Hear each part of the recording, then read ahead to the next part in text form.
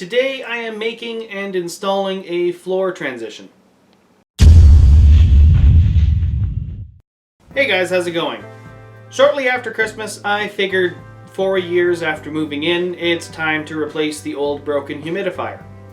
Unfortunately, this left me with the hose going across the floor to the floor drain. This didn't exist before because the old humidifier didn't have one. It probably did at some point, but it was removed and not hooked up properly again. I don't know. The old one didn't have one, and now the new one does. While I can tuck the end of the hose underneath the laundry platform, if you missed that video, you can check it out up here, I was still left with the rest of the hose acting as a pretty big tripping hazard. So, to start this project off, I clamped my table saw jointer onto the table saw fence. Again, you can check that out up here. And pull a piece of Surface 2 sides maple off the lumber rack and run it through a few passes on the table saw to flatten the edge. With the one edge flattened, I can pull the jointer board off the fence, reset the fence, and run the opposite side of the board through to flatten that edge as well. Reset the fence again and cut it to final-ish width. While the board still had flat sides, I cut a dado through the center about 5/8 inch deep, but I don't seem to have any footage of that.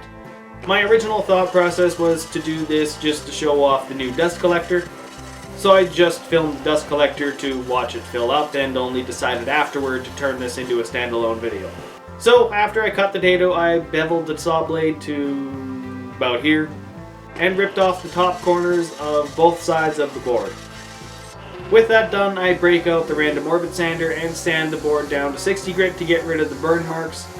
And since this is supposed to be a floor transition, I figured the sharp corners that it had might not be the most comfortable to walk over, so I rounded over the top corners with the sander and took the board up to 220 grit. With the sanding done, I bring the board down to my finishing room and apply 3 coats of oil-based satin polyurethane, giving the board a light sanding with 320 grit in between coats to denib the finish, and rubbing down the last coat with a 3000 grit sanding pad. And this is where the project starts going pear-shaped. First issue. I didn't properly factor in how unlevel and how much the floor actually slopes here, so I wasn't able to glue the board down to the floor like I wanted to. Second issue. The hose was stubborn and didn't want to go in and wouldn't stay in its dado once I got it in. It kept popping out while I was trying to get the board to lay flat. Third issue.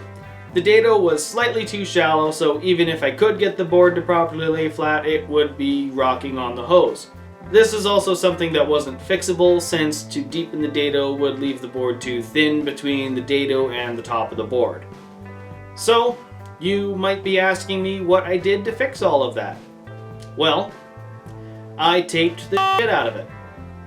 I broke out the packing tape and taped the hose to the floor and dropped the board on top of the hose.